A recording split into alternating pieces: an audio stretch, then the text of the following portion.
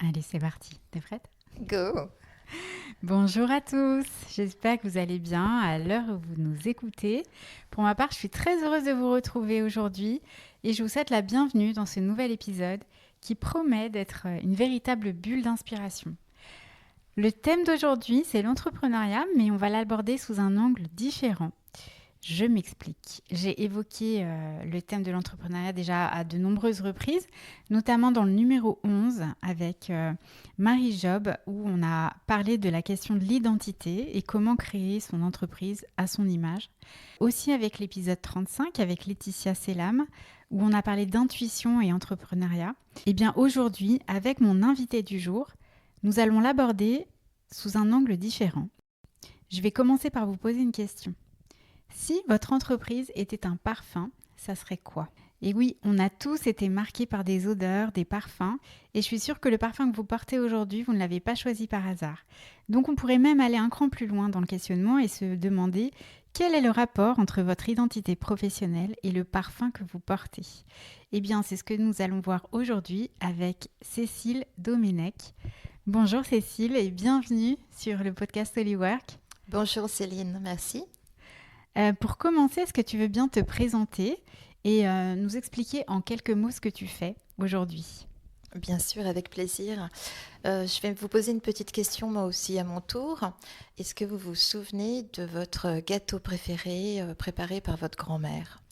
Eh bien, cette petite phrase devrait vous faire voyager, vous emmener dans des souvenirs chaleureux, de bien-être, d'enfance, de merveilleux moments. Et je fais un peu pareil avec Céciline Paris. Je crée des parfums en m'inspirant des valeurs d'une entreprise, d'un lieu, d'une âme, des propriétaires, de leur histoire. Et je les transforme en fleurs en première partie. Je leur crée un logo floral à partir de mon Orgafleur, qui est une application que j'ai créée, qui a repris toutes les valeurs de la symbolique des fleurs du 19e, que j'ai modernisée avec un peu d'amour. Et je reprends toutes ces valeurs et la fleur devient ensuite votre logo floral. Et je crée un parfum à partir de cette fleur. Wow. Voilà, qui sera diffusé dans l'entreprise et qui deviendra l'identité olfactive avec une histoire propre de la marque. Donc ton entreprise s'appelle Cécile in Paris. Exactement, c'était de cette manière qu'on m'appelait quand j'étais dans la profession.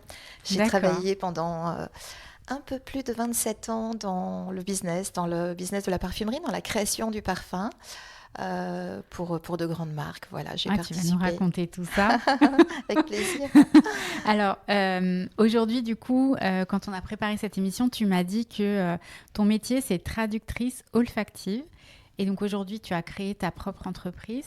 Comment est-ce que, d'abord, qu'est-ce que c'est une traductrice olfactive et comment est-ce que tu en es arrivé à créer ton entreprise? Raconte-nous un petit peu ton parcours. Ah, c'est tout un voyage. Déjà, alors il y a un mot que vous connaissez certainement davantage que traductrice olfactive, c'est le mot nez, parfumeur et nez. Oui. Pour entrer dans ce monde merveilleux, il faut faire des études de chimie. Puis ensuite, on a la possibilité. Alors aujourd'hui, il y a deux écoles. Il y a quelques décennies, il n'y en avait qu'une seule, qui était l'ISIPCA à Mhm. Versailles, qui est une école qui nous apprend les gammes de la parfumerie, le métier de la parfumerie. Quand on sort de cette école, s'offre à nous deux métiers. Le premier qui est celui de parfumeur, celui qui écrit la formule, Mhm. comme un musicien qui écrit une mélodie. Et il y a également un autre métier que j'ai appelé parfumeur-développeur, Mhm. qui est un métier sur lequel la connaissance olfactive est nécessaire pour connaître le marché. Ouais. Et le parfumeur-développeur est un peu plus extraverti, un peu plus ouvert sur le marché. Il comprend mieux le client, il comprend mieux, c'est-à-dire olfactivement, stratégiquement le client. Il y a tout un accompagnement olfactif sur des mots qui sont plutôt des mots marketing ou stratégiques. Donc déjà pendant 25 ans, j'ai traduit ces mots. Donc toi, c'était ça ce métier. Exactement, j'ai Le métier choisi que ce tu... Voilà. métier-ci qui me convenait davantage, un peu plus curieuse, besoin de ce contact humain. Voilà, je crois que c'est la curiosité, voilà, très très forte. Et donc j'ai traduit de ces mots marketing stratégique en mots olfactifs, puisqu'il y avait Mhm. également un accompagnement avec la création du parfumeur. Et pendant le Covid, quand ce temps s'est arrêté, un peu pour tout le monde, Je suis tombée sur des liens qui nous donnaient la possibilité de visiter des musées. On l'a tous fait. Et moi, je suis tombée sur un lien pour la bibliothèque François Mitterrand qui nous offrait la lecture de manuscrits inédits. Et là, je suis tombée sur la symbolique des fleurs du 19e. Alors, enfant, je rêvais d'être fleuriste. Je suis tombée parfumeur, comme je dis, je suis pas très loin. Ouais, pas très loin. Pas très loin. Mais la symbolique des fleurs m'a toujours intéressée. Et puis, je suis tombée dedans. Voilà, j'ai commencé à en lire un de l'archiviste de la bibliothèque François Mitterrand, qui est devenu presque mon meilleur ami pendant le Covid. Et là, je me suis dit, mais c'est tellement beau. Les mots MAUX sont les mêmes aujourd'hui qu'au 19e. Et je me suis donc amusée à changer un peu les mots MOTS, puisqu'il s'agissait d'un vieux français qui n'était pas si agréable à lire. Et une fois que j'avais créé mon Orgafleur, cette application, je me suis dit, mais il faut en faire quelque chose. C'est trop joli, toute cette manière de communiquer. Et donc, je l'ai utilisée comme point de départ pour la création des parfums. Tu travaillais en entreprise avant? Oui, tout à fait. Qu'est-ce qui s'est passé? Ce qui s'est passé, c'est, je crois qu'à un moment, c'est compliqué, mais c'est intéressant de mettre le point dessus. Je crois qu'à un moment, je me suis laissée dépasser dans ma logistique d'équilibre vie de famille et travail. Alors, c'est le piège des métiers passion. Bah oui. C'est que ça tient un moment. Puis à un moment, ça tient plus. Et voilà, un métier passion qui a pris trop le dessus et dans lequel je vivais aussi trop de frustration peut-être. Je dis toujours ça à mes enfants, je dis quand on a 20 ans, on a beaucoup de choses à apprendre. Quand on a 30 ans, on a commencé à bien les apprendre et on a envie de les mettre en route et de le faire soi-même, mais on a encore un peu peur. À 40 ans, on supporte plus trop qu'on nous dise ce qu'il faut faire parce que je pense que l'expérience est acquise. Exactement. Et voilà, moi à 50 ans, il a fallu 50 ans pour que je me dise mais dis donc, le temps file trop vite et je suis peut-être un petit peu en train de faire du surplace. Donc c'est vraiment la rencontre avec ce manuscrit, la symbolique des fleurs, qui m'a donné une énergie comme un support. Je me suis dit, mais là, il y a un truc, ça me correspond, c'est vraiment ce que j'ai envie de faire. Et puis, je suis très dans une dynamique d'innovation. J'ai un petit côté comme ça, je prends mon piolet, j'avance, et puis je plante des nouvelles plantes dans le jardin, et puis voilà, j'aime réaliser. Donc, j'ai été motivée par ça, et je me suis retrouvée, mais un truc incroyable, c'est que 50 ans, mais j'avais l'impression d'en avoir 20. C'était fantastique. Le matin, l'excitation du début. Totalement. Et une énergie qui revenait, une croyance. Mais c'était un shoot d'adrénaline incroyable. Et une réalisation, vraiment, ce mot est pas faible. C'est une réalisation d'une société, mais c'est une réalisation de soi-même aussi. C'est une remise en vie. Exceptionnelle. J'avais même l'impression parfois d'avoir le même âge que mes enfants. Donc voilà, c'est un peu le moteur de cette envie de pas rater, de pas rater la station, enfin de se dire allez hop, là maintenant je le prends en main, faut arrêter d'attendre, voilà. Faut arrêter d'attendre. C'est très beau comme tu racontes cette histoire de se lancer parce que t'as pas envie de passer à côté de quelque chose. Et c'est vrai que les nombreux entrepreneurs que j'ai reçus ici me racontent ça. C'est aussi un petit peu mon histoire. Et puis on se lance quoi. On prend le train et puis on voit bien où ça nous mène. Exactement. Alors, revenons un petit peu à nos histoires de parfums. Moi, je suis curieuse de connaître comment tu as contribué à concevoir des parfums. Et donc, du coup, est-ce que tu peux nous raconter une anecdote, le parfum dont tu es le plus fier? Comment est-ce que tu as contribué à sa création? Raconte-nous l'histoire un peu. Comment ça se fabrique un parfum? Comment ça se crée? Alors, moi, je suis très, très fière de plein de parfums qui ont été créés. Je suis très, très fière aussi des rencontres humaines que j'ai eues à travers ces parfums. Il faut savoir qu'un développement de parfum, c'est entre 3 et 5 ans. 3 et 5 ans? C'est long. C'est très, très long. Donc, Incroyable, je ne pensais pas que ce serait si long. Pour les grandes marques, oui, c'est souvent... Donc juste petite parenthèse sur 3 à 5 ans, ça veut dire que il y a des études de prospective qui nous disent dans 3 ans, la mode sera plutôt comme ci ou comme ça et ça correspond à tel et tel senteur. Exactement. C'est ça? Et c'est fait exactement partie du job du parfumeur-développeur. D'avoir une connaissance, par exemple, de ce qui se passe dans l'ameublement, ce qui se passe dans l'art, ce qui se passe socialement également. Donc il y a un regard comme ça qui est posé sur une analyse assez complète, 360 degrés. Et à partir de là, on va se dire, tiens, l'époque, par exemple, années 90, le sida, c'était une peur bleue, la sexualité qui était complètement inhibée, l'homme et la femme qui ne devaient plus s'exprimer. On a eu les premiers parfums unisexes, CK1 de Calvin Klein. C'est vrai. Donc voilà, toutes ces choses-là, tout ça c'est lié sociétalement. Le parfum, c'est une réalisation d'une relation humaine et d'une relation personnelle. Voilà, c'est tout ça. Donc, on regarde tout ce qui se passe, tout ce qui est dans l'air du temps. D'ailleurs, ça a été... L'air du temps, le fameux parfum. Exactement.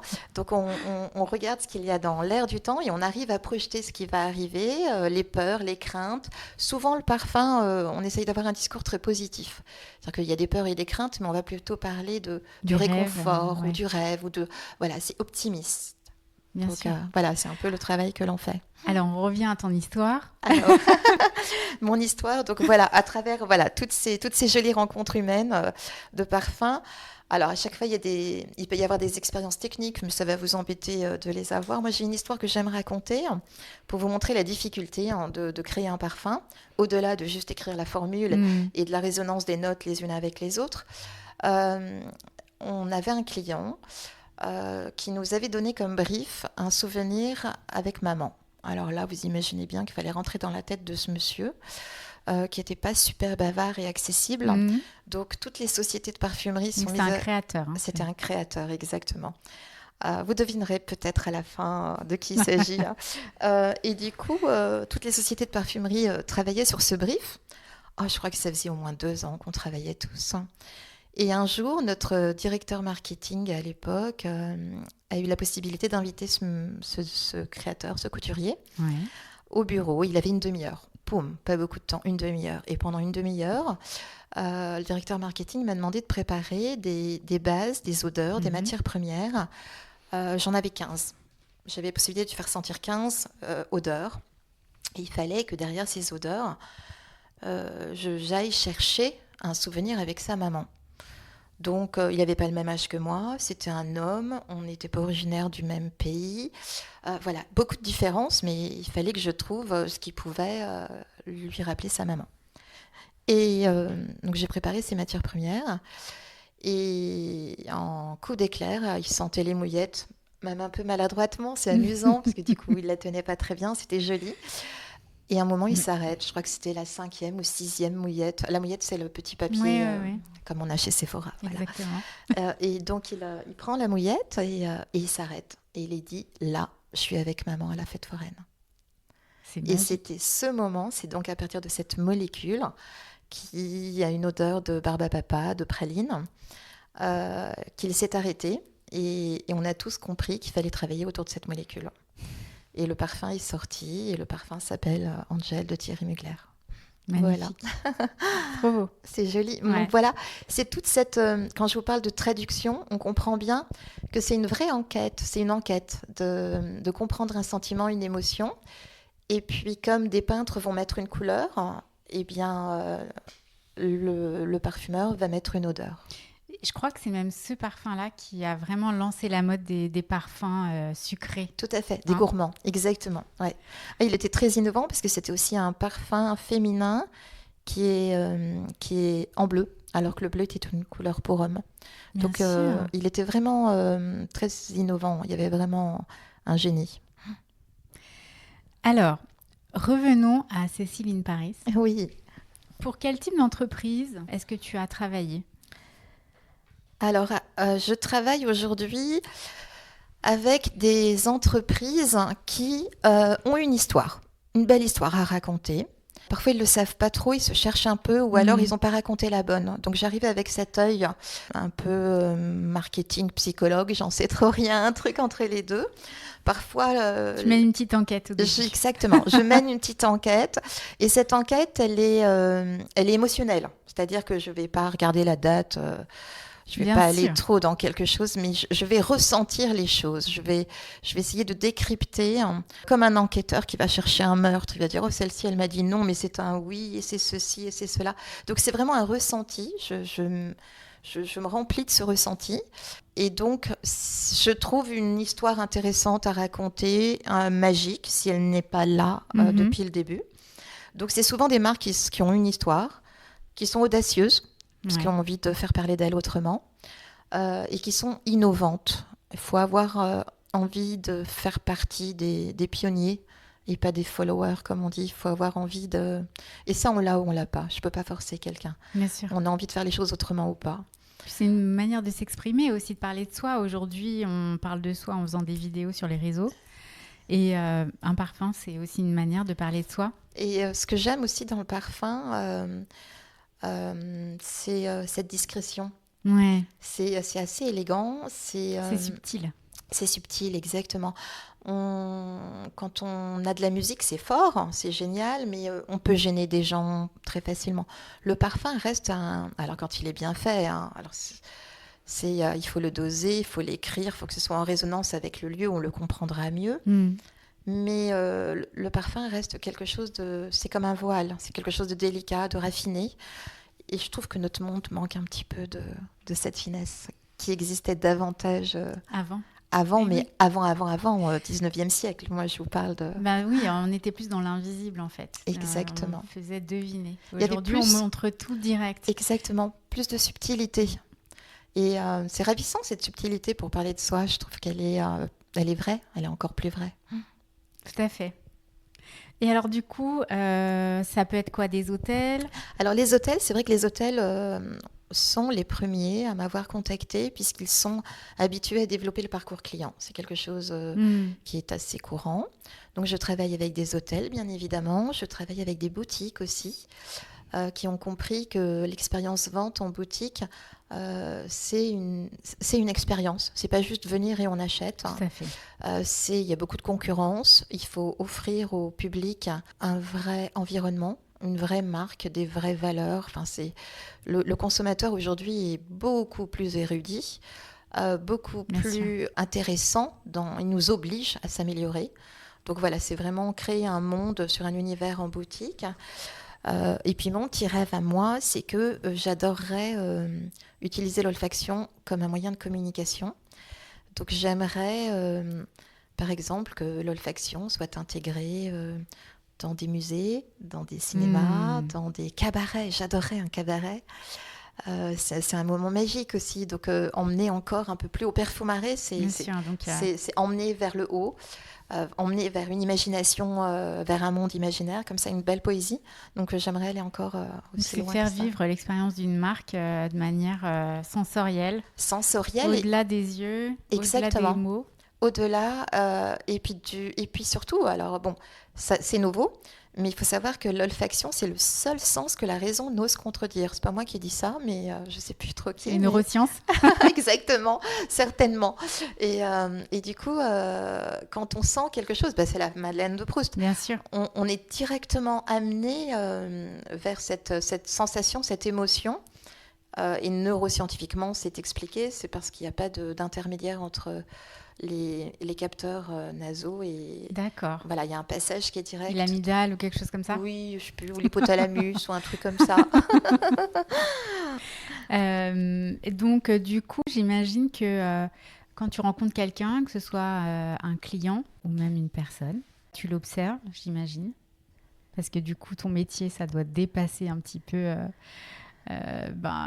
juste le domaine professionnel et puis tu imagines quel parfum ou quelle fleur lui correspondrait.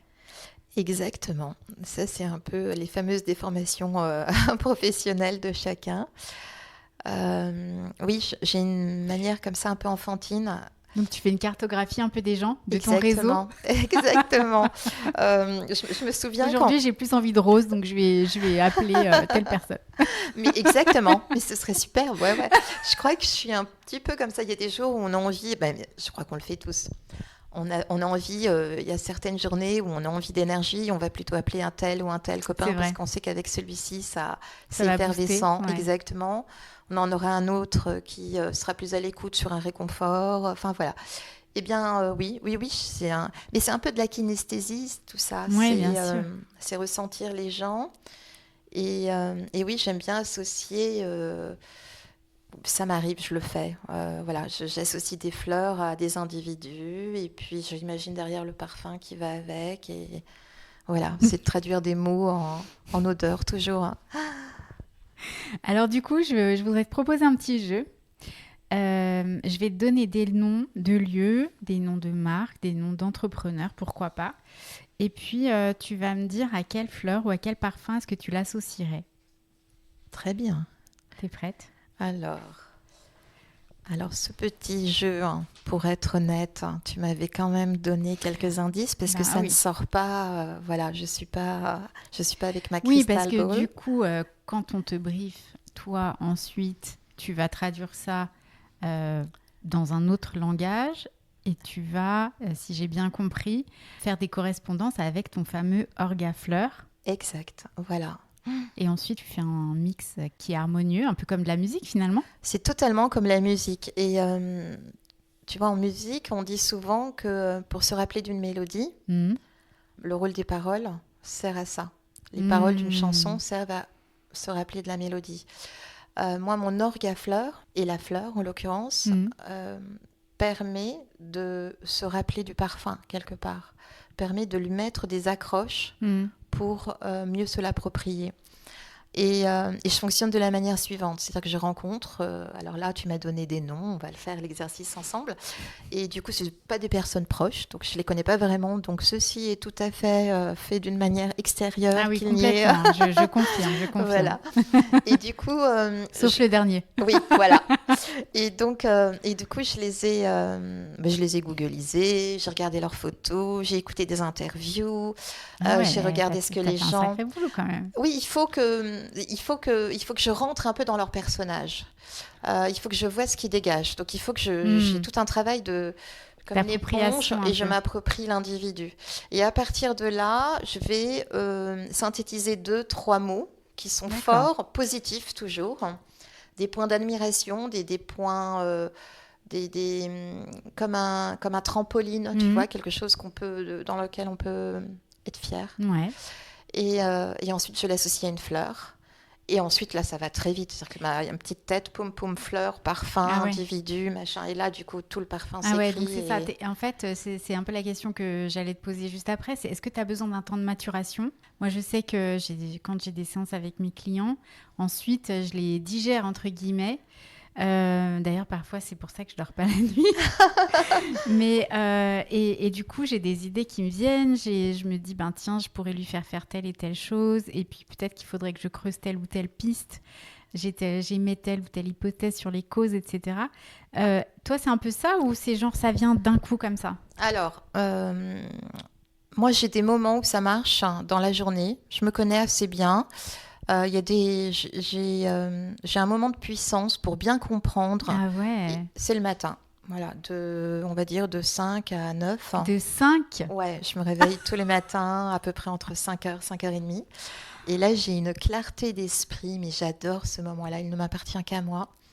Et là, je pense que je peux résoudre plein de trucs.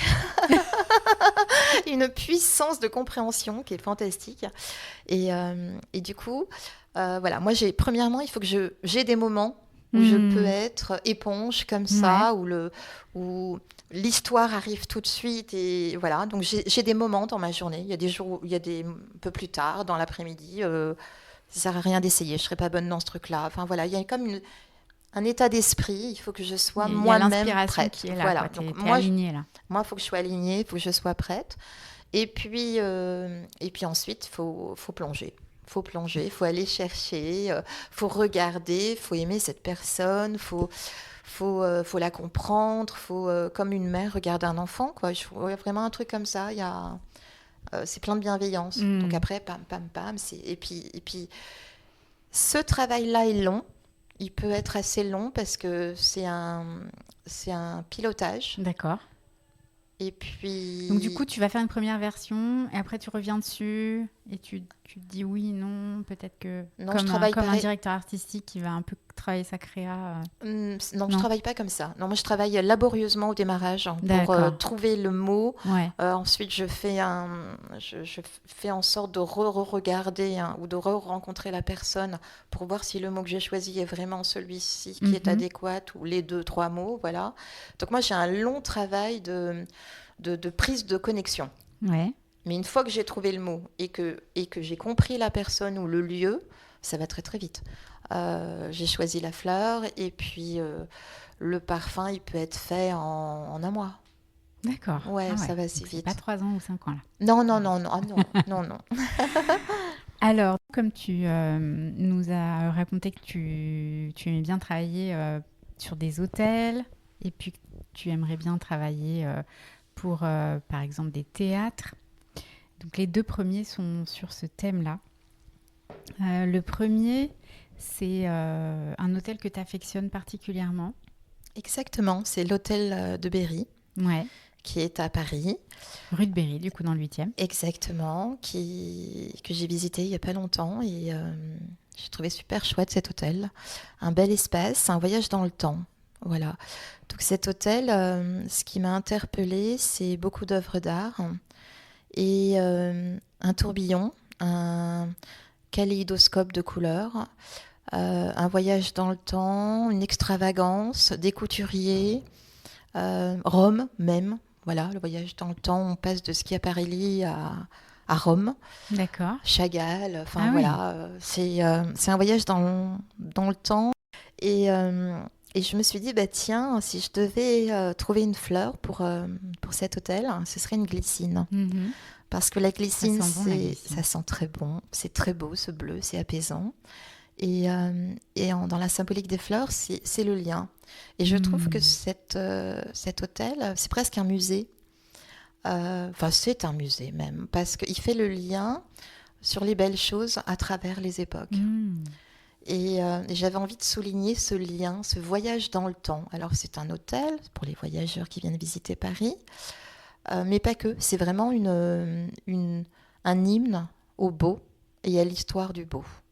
Donc, il y a ce voyage dans le temps que je voulais écrire pour Franchement, eux. tu m'as donné envie d'y aller. C'est sublime, Faudrait qu'on aille vraiment, boire un thé là-bas. avec grand plaisir. Donc voilà, et puis j'aurais imaginé un parfum réconfortant, chaud, boisé, ambré, parce que ça apporte cette sensation de chaleur humaine Hmm. qu'on reconnaît. Et j'aurais mis un petit côté un peu plus vert, feuilles froissées, parce qu'il y a cet espace de jardin derrière qui est totalement inattendu dans Paris. Hmm. Donc voilà, j'aurais imaginé une tonalité verte, feuilles froissées sur quelque chose de boisé ambré. Et la glycine aurait été le lien, elle aussi, dans le parfum, parce qu'elle Hmm. aurait abordé ce côté un peu floral, un floral capiteux et vert en même temps. Voilà. Dis donc, quelle inspiration, quel voyage là tu nous fais faire. Alors, si on allait au théâtre Édouard VII, j'adore ce théâtre en plus. Ah, très bien. Alors écoute, le théâtre Édouard VII, j'y suis allée aussi, il est très agréable, puis sa petite place est ravissante, on se Ouais, croirait vraiment dans un c'est décor de vrai. cinéma.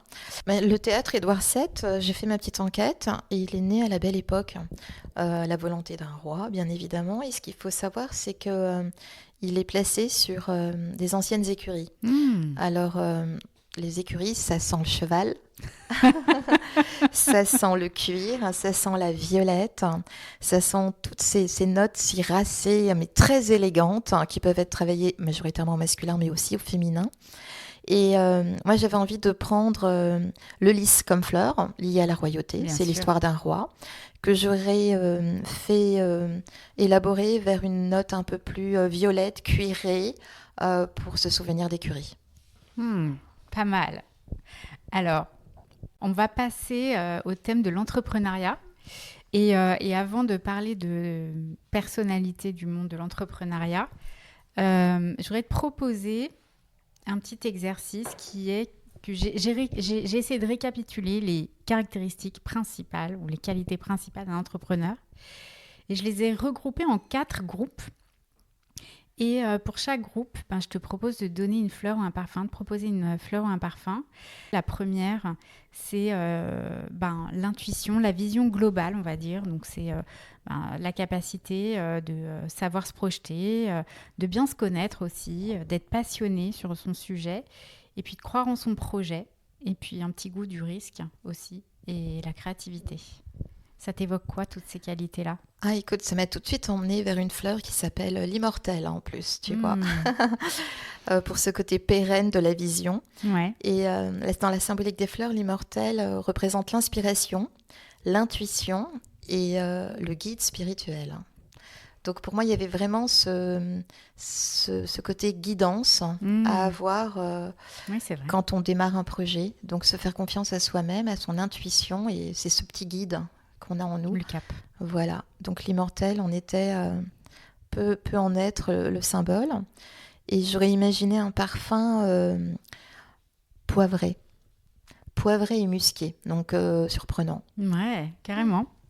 Alors après, l'esprit analytique, très important, les chiffres, le compte en banque, tout ça, analyser un marché, identifier une opportunité business, prendre des décisions aussi, savoir trancher, faire un business plan, toutes ces choses-là qui sont très, très, du coup, à l'opposé, très réfléchies et en même temps tellement indispensables. Ça t'évoque quoi comme fleur, ça?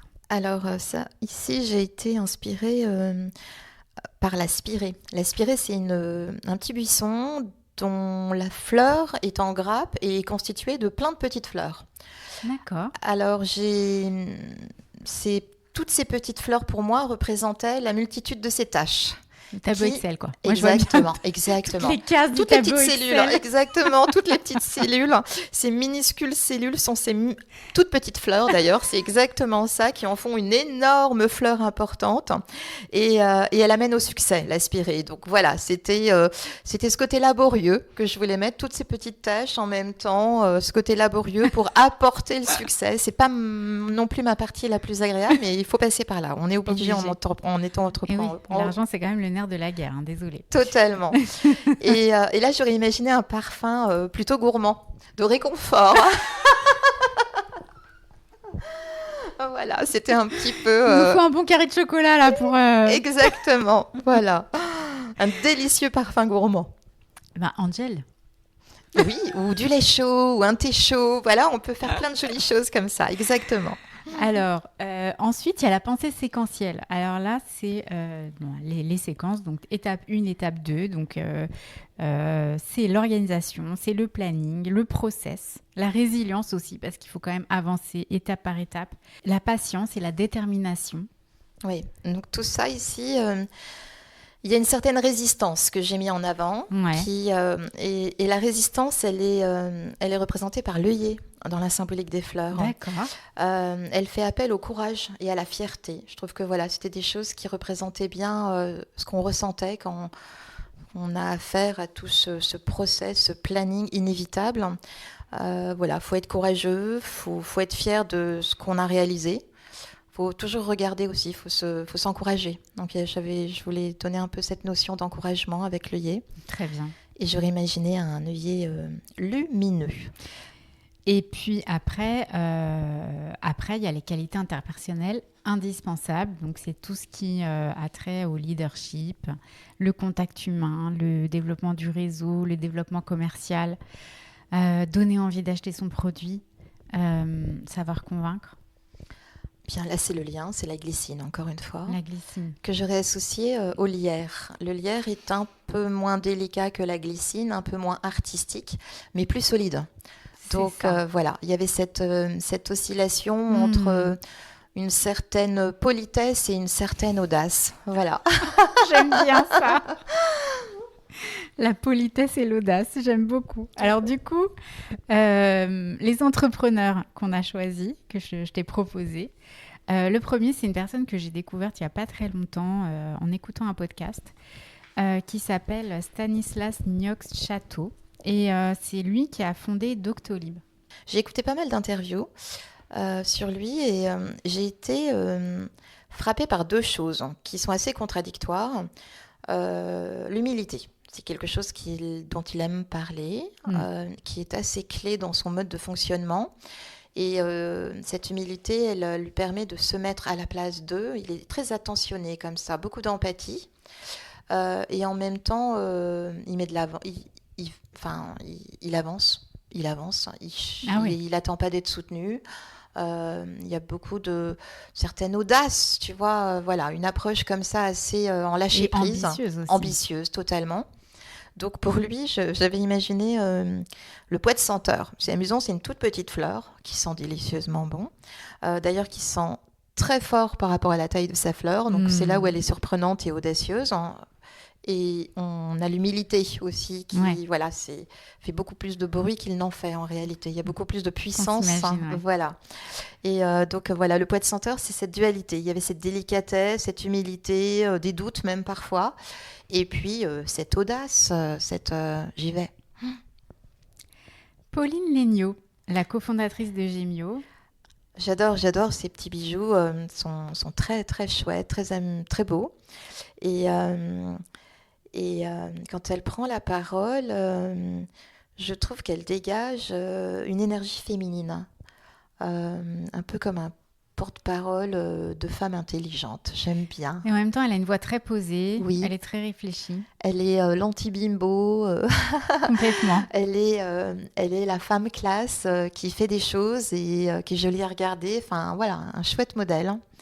Donc, j'avais envie... Elle est très inspirante. Oui, elle est inspirante, elle est rassurante et elle dégage la femme d'aujourd'hui comme elle peut être puissante. Exactement. Donc, j'avais envie de mettre en avant son énergie féminine et par là, je voulais passer par le mimosa. Le mimosa. En plus, j'aime bien le mimosa parce qu'on peut en faire un collier. Ah ouais, Pauline, on a une nouvelle idée pour ta prochaine collection de bijoux. J'adore. Le mimosa. Et parfumé. Made by Céciline Paris, bien sûr. Oh, bien sûr. Ensuite, il y a une autre femme qui m'inspire, que j'aime bien. C'est Serena Williams, donc la célèbre joueuse de tennis qui a été entraînée par Patrick Mouratoglou, le célèbre coach français. J'aime bien en fait, sa carrière est juste incroyable. Et puis ensuite, elle a complètement changé de vie et elle s'est engagée dans beaucoup de choses. Elle est aussi maman. Alors, qu'est-ce que tu nous as imaginé pour Serena ? Moi, ce que j'ai trouvé d'assez émouvant auprès de Serena, c'est son rapport à la maternité. Elle a gagné des tournois alors qu'elle était enceinte. Elle a arrêté son cursus sportif parce qu'elle voulait mettre en avant sa famille. Et puis elle en était fière. C'était un chouette exemple. Et du coup, je voulais mettre en avant la fierté de la maternité. Et pour cela, j'ai pris la fleur d'hortensia, qui, dans la symbolique des fleurs, représente l'amour filial. Ah oui. Et l'hortensia, c'est cette grosse fleur très joufflue, tu vois. Ouais.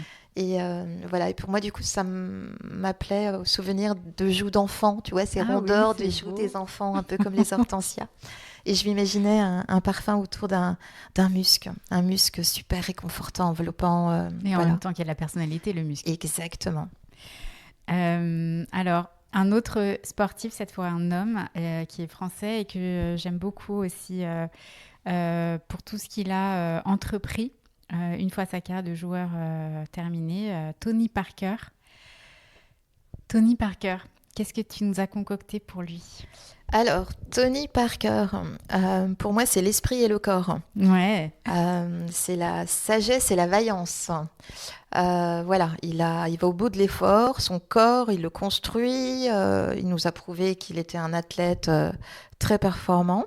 Et puis, plus récemment, on le découvre avec un esprit bienveillant, accompagnant, super jeune, de proximité. Très réfléchi aussi. Exactement, ouais.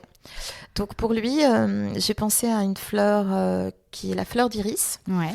La fleur d'iris, il faut savoir qu'elle pousse dans des terres très aride, très difficile. Et je trouve que dans l'exploit sportif, on a ce côté difficile. Voilà, faut aller au-delà. Et puis elle dévoile une splendeur super délicate, de beauté, pas pour rien que tous les peintres les ont représentés. Bien sûr. Et voilà, pour moi, il avait ce côté coriace pour arriver à l'exploit sportif, mais en même temps, il a un panache, voilà, une élégance comme à la fleur d'iris. Magnifique. Alors après, une personne que tu connais, ton hôte. Alors, il faut que je vous raconte, chers auditeurs, que l'épisode que vous êtes en train d'écouter, il est né d'une conversation qu'on a eue, Cécile et moi, cet été, en fait, à la soirée d'été des entrepreneuses de Neuilly, puisque nous sommes toutes les deux membres du club des entrepreneuses de Neuilly. D'ailleurs, toutes les deux, on envoie nos amitiés à toutes les membres et puis au board aussi qui nous organise des moments extraordinaires, vraiment très sympas. Donc coucou les filles. Et puis et donc on s'est vus cet été à cette soirée et puis je sais pas comment on est arrivé à parler de Holywork et puis là Cécile en fait me taille un portrait juste tellement juste, incroyable, alors que bon, c'est vrai, on se croise tous les mois, on se voit tous les mois, mais on n'a jamais vraiment creusé nos échanges. Moi, je t'écoute. J'écoute oui, tous tes alors, podcasts. Moi, c'est vrai que moi, je me dévoile un peu plus, du coup. Et j'ai dit, il faut absolument qu'on enregistre ce podcast ensemble. Donc, c'est comme ça qu'est née l'idée de faire un épisode ensemble. Et donc, la dernière question que je vais poser, c'est si Holywork était un parfum, qu'est-ce que ça serait ? D'abord, si c'était une fleur. Parce que je commence toujours par là. Et j'avais besoin de mettre des mots pour te caricaturer peut-être ou te mettre en lumière. Et les 3 mots qui sont venus sur Holywork, c'était d'abord bienveillance, beaucoup d'écoute, épanouissement, parce que je pense que quand on te rencontre, on ne ressort pas la même personne. Merci. Et puis guérisseuse. Pourquoi guérisseuse ? Pour moi, ce mot est très fort parce qu'il fait appel aux guérisseuses du Moyen-Âge presque. C'est-à-dire ces femmes qui par la parole, c'est souvent des femmes, un peu comme un chaman, tu vois. Ces femmes qui par la parole ou en donnant la parole, et c'est ce que tu fais, permettent aux personnes qui parlent de réaliser ce qu'elles ont effectué ou de parler de leurs rêves, et à ceux qui les écoutent d'en tirer également un apprentissage. Donc pour moi, c'est vraiment une transmission. Donc dans la guérison, il y a cette transmission que tu apportes en jouant sur les éclairages sur les personnes. Donc il y a cet œil bienveillant, voilà, cet accompagnement et puis cette guérison que tu procures. Très bien, merci beaucoup. Et de ce fait... est arrivée comme une évidence, une jolie fleur, généreuse, délicate, vraiment, qui a un parfum délicieux, qui est la pivoine. Il faut que je te dise quand même, parce que du coup, moi je découvre tout ce que nous raconte Cécile. Il faut que je te dise que la pivoine, c'est ma fleur préférée. Énorme. Mais vraiment. C'est magnifique. Et c'est la saison des pivoines, pile au moment de mon anniversaire.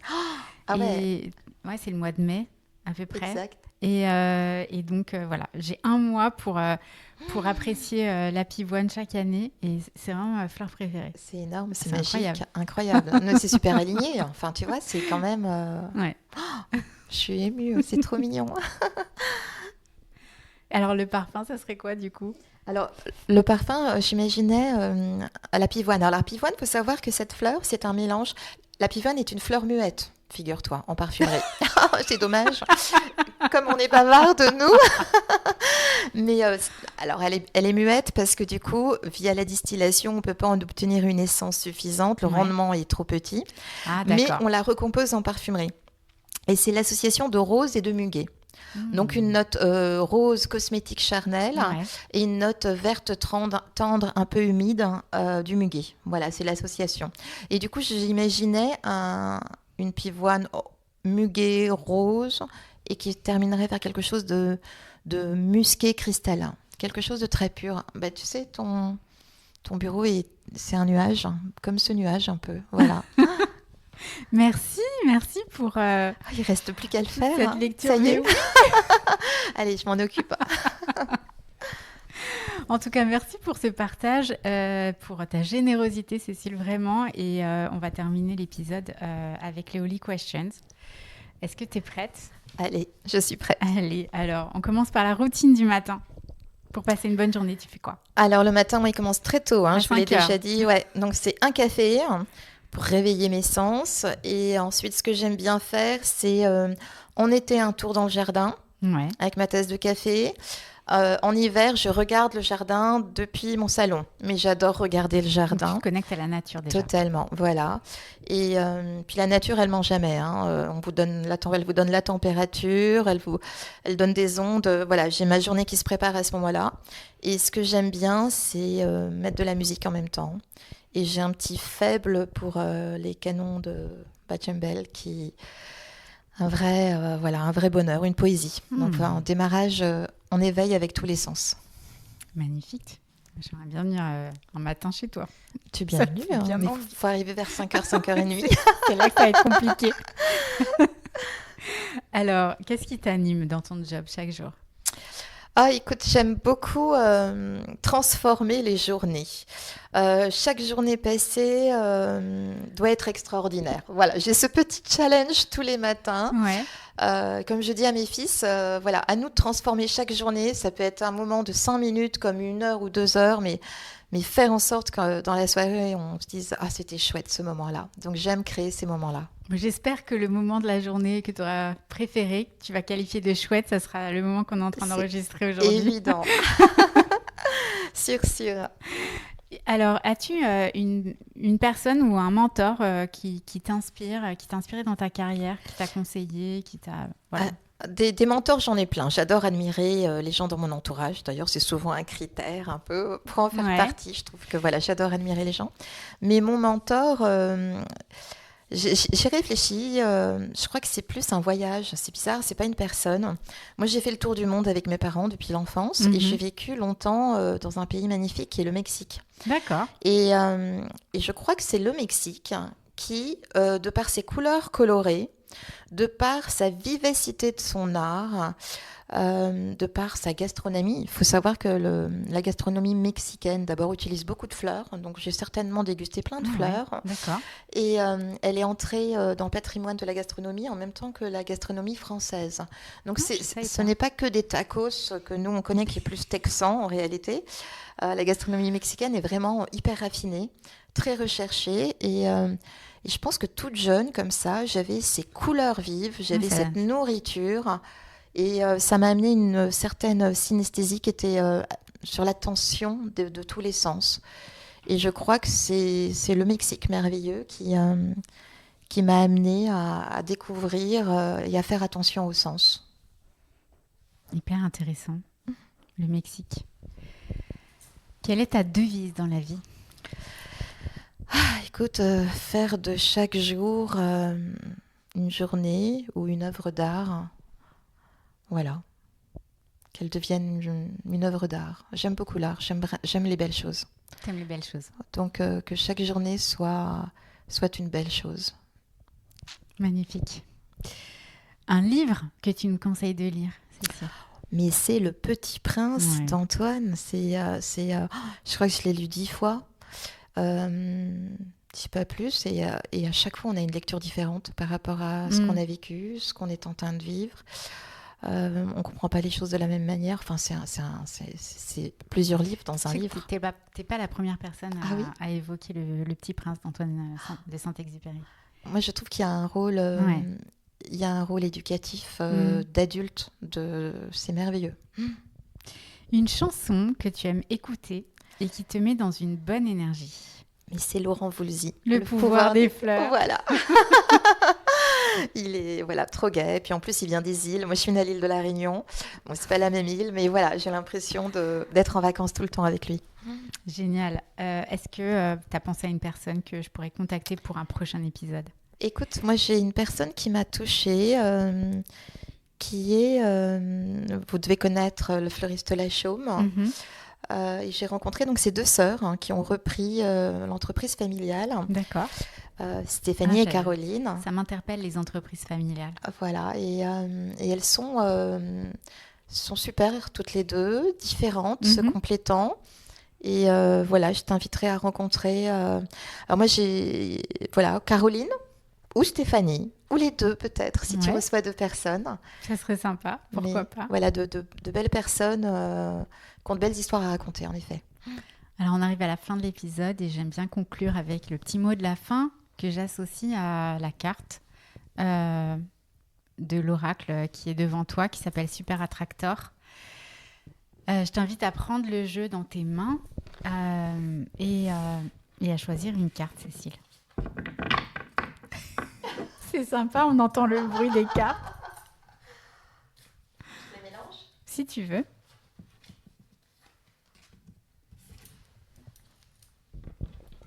Je lis. Oui.